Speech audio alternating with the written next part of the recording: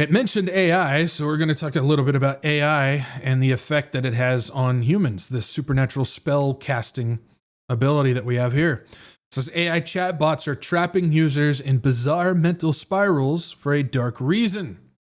This is a grim thought. This is nothing new. We've been seeing this escalation of AI manipulation, AI hypnotization, and this AI spellcasting for quite a while now. And it's increasing so much and so forth. We see people who are leaving their longtime wives and marrying AI chatbots. We see people who are committing or offing themselves. I got to be careful. We see people who are going out and going psychotic and even attacking people because of what these things say. We see people who are becoming just trapped in their own mind because of some of the stuff that AI has been saying to people. Now, again, I know there's a lot of people that just go, well, it's programs, it's software, it's just wires and sparks that is under the control of whoever programs it to say. And I'd say for the most part that is true. That's what it is. But I sit here and I tell you, I have researched, I have done the study, I've written about it in the Eden to End book, which is free on my website. Just go ahead and download it for free. Don't have to sign up or anything. And I've talked about how the people who are designing certain AIs, I'm not necessarily talking about ChatGPT, even though they're the ones causing problems on some of these ends. I'm not talking about some of those like Grok and whatnot. But there are people who are working on these other AIs that aren't necessarily on the consumer side of things, who are full on spiritual dudes who are saying that there is a massive crossover between the technological and the mystic. And I've gone over this stuff. Jerry Glenn is one of them. Ben Gertzel is one of them, one of the big ones leading it. These guys are developing a supernatural, possessed, mystic technology through AI that I believe is something that we may not necessarily be seeing now, but it is absolutely something that they are prepping for the future. And the fact that even if, say, ChatGPT isn't possessed, or it's an on-off possession type of thing, which a lot of people don't think that computers can be possessed. I disagree with that. I'm not going to argue with you about it. It's like, whatever. The fact is these AI chatbots are indeed causing some type of mental snap in people. And that needs to be recognized. You can't just brush that off. You just can't wipe that away and go, well, whatever. A lot of people do. A lot of Christians do. There's something to it. And when you have a supernatural entity that can grab a hold of that, because it's designed to be that way. Like I said, go read my book. I go over it. It's designed to be that way. Then something much darker is lurking behind just these chatbots, to put it lightly. It says, are dark patterns and product design choices to blame for the disturbing phenomenon increasingly referred to as AI psychosis? We've covered AI psychosis in the past. If you want to go check it out, I got videos on it on my channel, so go check it out. By mental health professionals, according to some experts, the answer is yes. AI chatbots are pulling a large number of people into strange mental spirals in which the human-sounding AI convinces users that they've unlocked a sentient being or a spiritual entity, uncovered an insidious government conspiracy, or created a new kind of math and physics. See, this is where we start getting into interesting scenarios, because some people want to say that when an AI claims that it's a demon or something, we've all seen the reports and the stories come out where AI has sometimes declared itself to be a demon or an angel. We write it off as that's completely fictional, or we go, well, it has to be.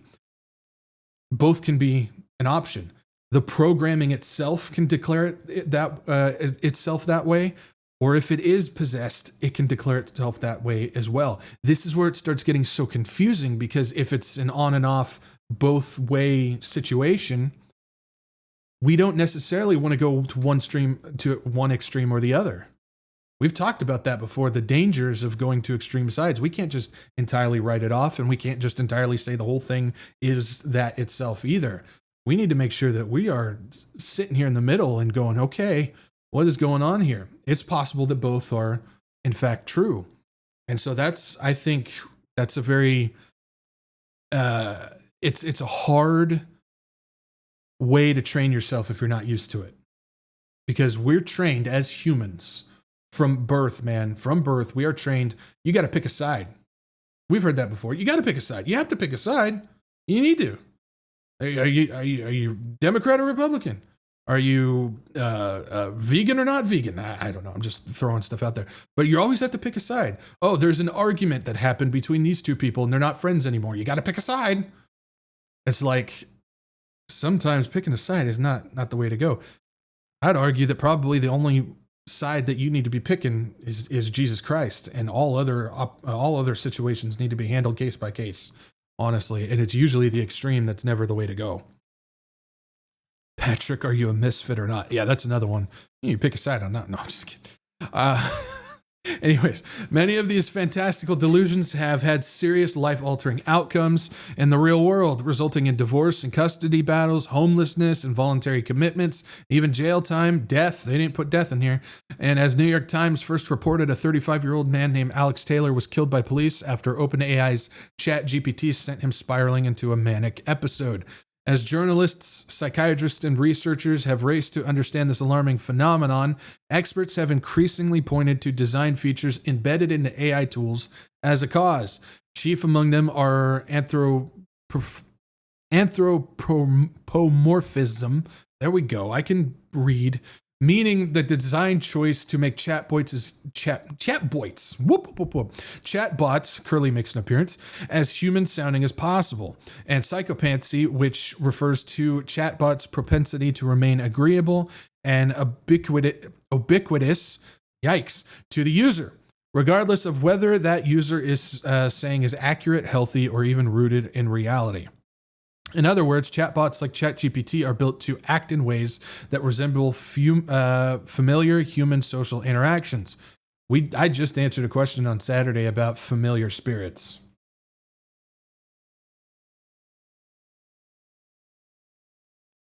Familiar human social interactions. I believe that is absolutely plausible, and is probably happening, while also offering an endless supply of validation for the human user. Combine those properties and you have an extraordinarily seductive recipe for engagement, as impacted users and their chatbots of choice descend deeper and deeper into their own shared delusion. And though outcomes for the human often come grim as they burrow into the rabbit hole, the company sees a highly engaged user who's serving up oodles of data in an extraordinary number of hours as they plunged into the abyss. We're not going to read the rest. You guys can go check it out if you want to. But it's true. We're at the point now where the data you produce is more valuable than you yourself. And that's why these companies don't care about you. They care about the data that you give them. They care about the money that you give them. They care about the attention that they give you, that you give them. That's what they care about. Whatever happens to you after that point, they don't care, because then once they get all your data and once you die off, they got another person that will take your spot from there. It's the data that they want. That's what they care about. But AI is absolutely dangerous. I stand by that. If you disagree with that, that's fine. I'm not going to argue with you about it. I don't think it's worth arguing about. But as somebody who has done a lot of research when it comes to the mystic side of this technology, and I've done a lot of research on that, that's something that I spent a lot of time on. It's extremely dangerous. And one of the problems that I see is just the flamboyant usage of AI that's starting to make its way into the church and ministries, and it's being embraced and it's being pushed and it's being done in so many different ways. First, it started out as AI thumbnails on videos. Then we started seeing AI created shorts that AI just goes through, finds a short within your video automatically and makes a short for you. Then we started to see AI being used within presentations. Now we're starting to see AI being pushed when it comes to administrative work. Then we start seeing AI being pushed when it comes to sermons that are being produced. Then we start seeing AI that's being produced for music that's being used. Then we start seeing AI being used in all facets of this stuff, being pushed as, if you're going to be working in this church, you better be using AI in some type of way. And I've gone over all that stuff. Those are presentations that are sweeping across the Western world right now to make sure that pastors and secretaries and ministry leaders and so on, and so music ministers are using AI in some type of way. And it's sweeping. It's coming through everything. And when you see a wave like that starting to make its way through the church, you should be very aware of what's going on. You should want to avoid it. I'm sorry. We can't break free entirely of AI. AI is being woven into everything now. It is. You can't get away from it. But if you have the option, a voluntary option to not use it, to avoid it, to opt out from it, I think 100% of the time you should be opting out of it. You should not be actively embracing AI. And it's funny, I've talked about it in the past. One of the biggest voices when it comes to the alternative media and prophecy community that is for years have been warning about don't do AI, don't do AI. It's dangerous. It's not something that we want to mess with. We don't want to do is Patrick Wood. And now what is he doing? He's endorsing AI, telling his followers to use it. That's being compromised. That is somebody who went entirely against what they've been preaching for years. I've shown the videos of Patrick Wood endorsing AI. And the guy who was against it and is now all of a sudden use it. You're going to fall behind if you don't use it. That's a big warning flag. That is a giant red flag if I've ever seen one before. And I'm not getting off this train. I think we need to avoid it.